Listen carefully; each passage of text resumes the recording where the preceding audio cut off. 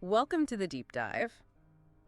Today we're stepping into a space of pretty intense thinking, I guess, like an arena for grappling with these really fundamental forces, the ones shaping our inner lives, our societies. Exactly. Think of it like peeling back layers, looking at things we just take for granted about ourselves, about the world. Right. It's a philosophical exploration, really. Yeah. Trying to get at some of the deepest currents, influencing human nature and all the structures we've built. And imagine seeing the world through this particular lens, always looking for the hidden reasons we do things, the unseen pressures from society, that constant battle between our basic urges and, well, civilization's demands. A perspective that doesn't shy away from the uncomfortable stuff. Exactly. Not afraid to question the illusions we often prefer.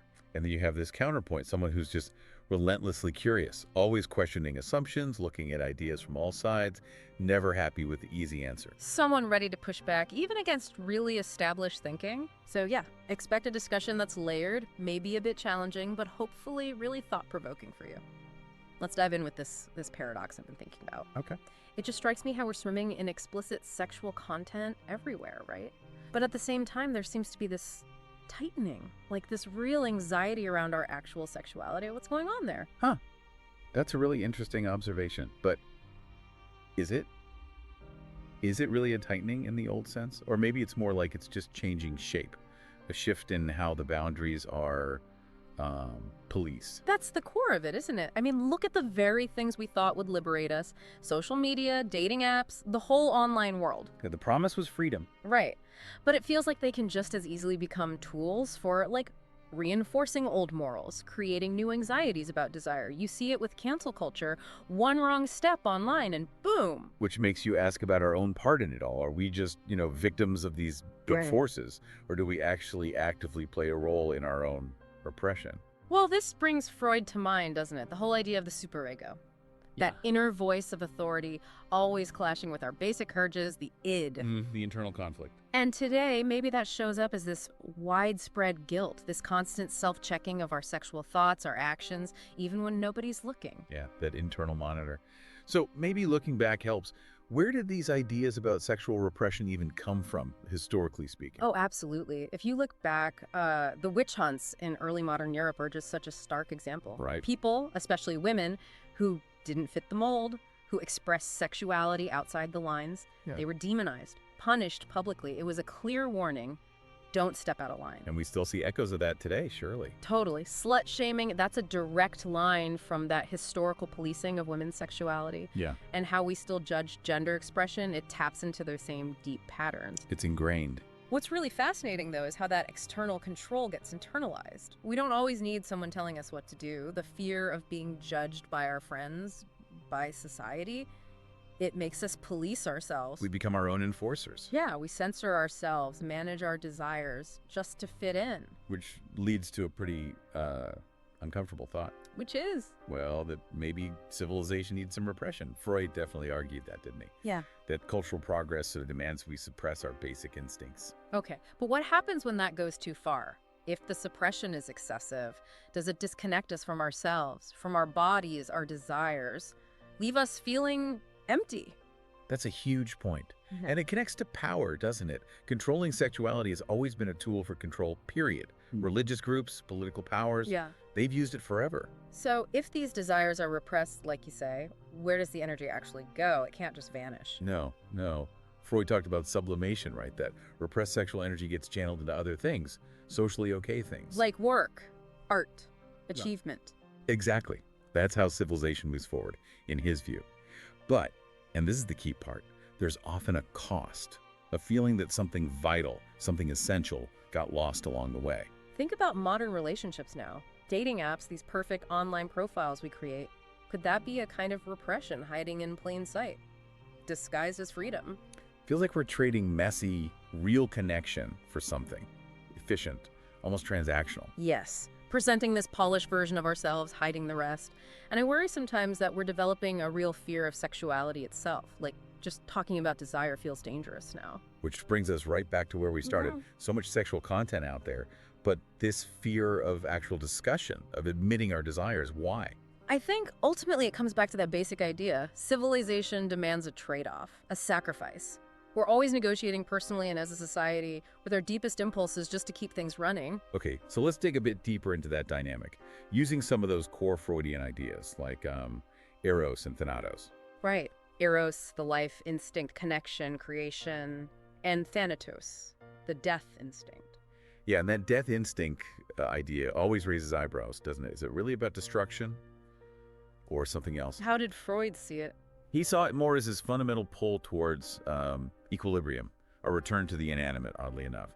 And civilization, for him, is this constant balancing act between these two drives. And the neuroses, the anxieties we feel, that's the price. Kind of. The cost of keeping social order, Yeah. enforced by that inner judge, the superego. Can you give some, like, real-world examples? How does culture actually regulate sex based on this thinking? Oh, easily.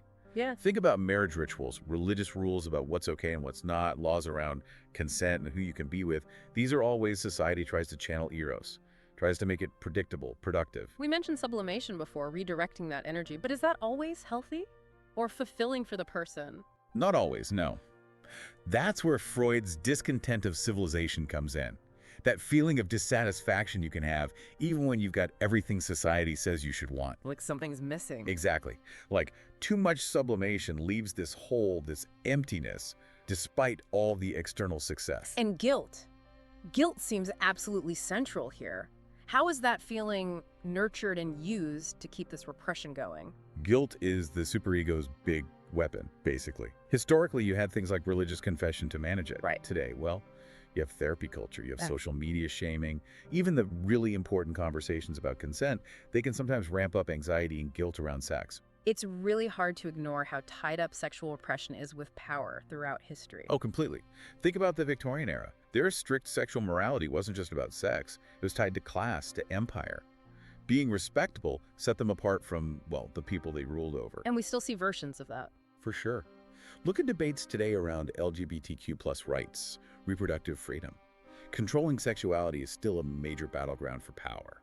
So how does playing by these rules, these sexual norms, affect us individually, our sense of who we are? Well, Freud had this idea of the false self.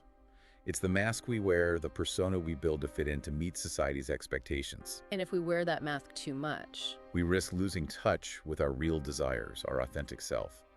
That connection gets weaker. what does that look like in practice? That disconnection? Oh, it can show up in lots of ways. Compulsive behaviors maybe, feeling unsatisfied in relationships, even something like hookup culture.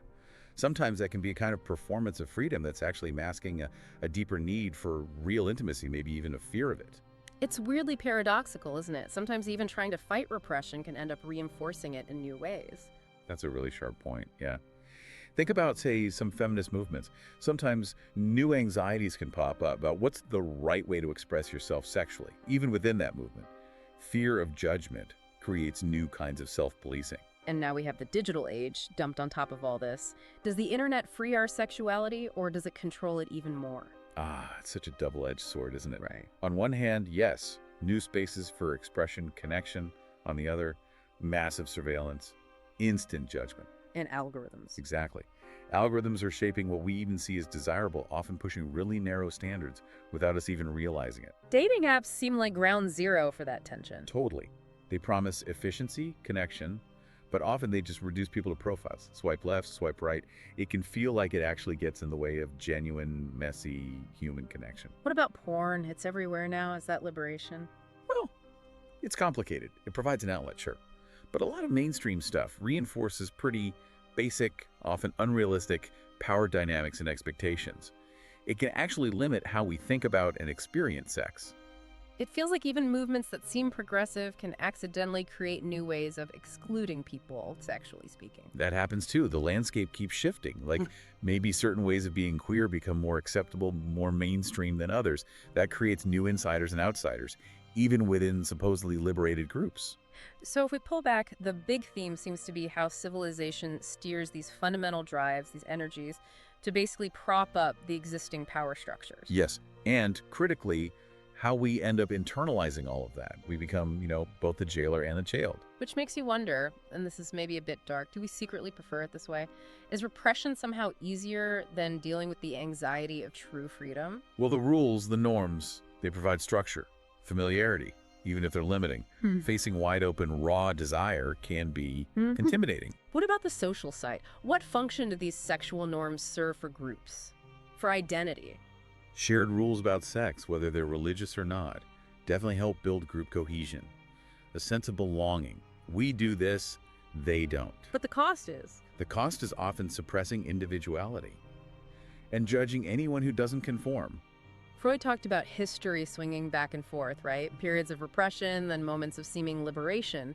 Is the digital age real progress in that cycle, or just a new version of the same swing? It's probably too soon to say for sure. Technology opens doors, definitely.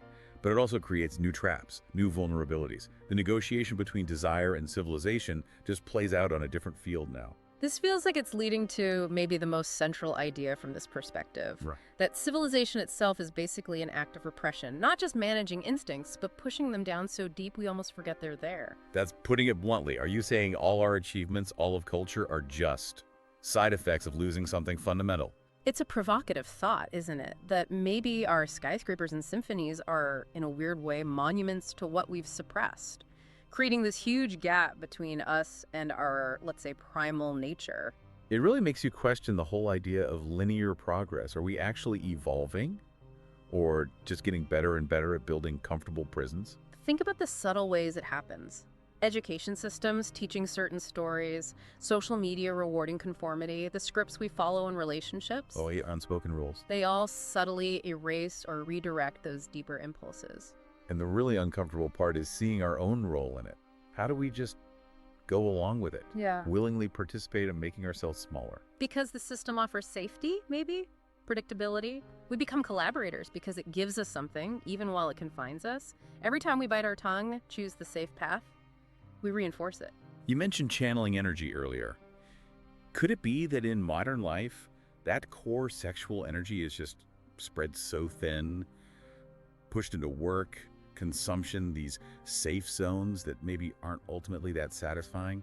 Our obsession with productivity, with success? Maybe those are symptoms, ways to burn off that powerful drive in ways society approves of. And maybe our fascination with transgression crime stories, forbidden love, is like a little flicker, a reminder of what we've buried deep down. It throws the whole story of enlightenment and progress into question, doesn't it? Maybe it's just a massive act of collective denial. Think about even self-care culture, the focus on mental health now, which is good, obviously, but Yeah. could it sometimes just help us adjust to the system, rather than questioning the system itself? That's an interesting angle, focusing on individual coping mechanisms instead of the societal pressures causing the stress in the first place. And what about psychoanalysis itself? Is it trying to cure the problem, or is it in some ways a symptom of the problem? And this focus on trauma now, does it risk creating new anxieties about what's even normal? It's complicated. What happens when people do push back? Really push back against the limits? Well, historically, and even now, they often get labeled, right? Deviant, mentally ill, dangerous, outsiders. But then, what's the alternative? Total conformity? Yeah. Is that healthy? It feels like maybe that leads to its own kind of sickness, like that inner emptiness we talked about. It keeps coming back to that core tension. We need structure, some rules, but too much structure suffocates us. Yeah. And regulating sexuality seems to be right at the heart of that balancing act. You floated an idea earlier that maybe our fear isn't really of our desires, but of the freedom those desires represent. Yeah, that maybe the structure, even if it's tight, feels safer than facing the chaos, the sheer power of true freedom. And maybe the real danger to civilization isn't our instincts breaking loose, but the consequences of denying them for too long. That suppressed energy has to go somewhere, and maybe it turns destructive. It makes you look at things like widespread loneliness, depression, anxiety today. Are these connected? Are these symptoms of this deep societal repression of our fundamental drives?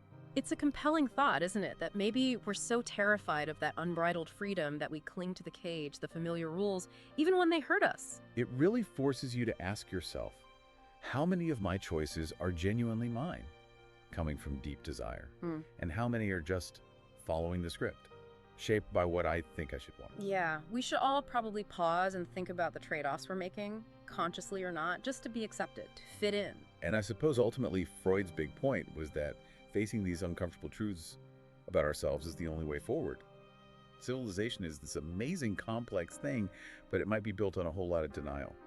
So as we wrap up this deep dive, The core tension we've wrestled with today is really that constant push and pull between our deepest desires and the often invisible constraints of the world we live in. Exactly. Yeah. And it's so important to see it not as a problem with an easy fix, but as an ongoing negotiation. It happens inside us and it happens out there in society. Maybe the biggest takeaway for you listening is just awareness, becoming aware of these hidden mechanics of repression. That alone is a huge step towards living more consciously, maybe more authentically. hmm And it leaves us with a really challenging thought to chew on. What if civilization's future isn't about getting better at controlling desire, but about finding totally new ways to relate to it, healthier ways? Could we imagine a different kind of relationship, more fluid maybe, Hmm. between our instincts and our social structures? That's the big question, isn't it? A fascinating one to keep thinking about. And maybe as you go about your week, just observe. Observe your own life, your choices, through this lens. Where do you find yourself conforming? Where do you resist? And what might that tell you about your own deep dive into being human?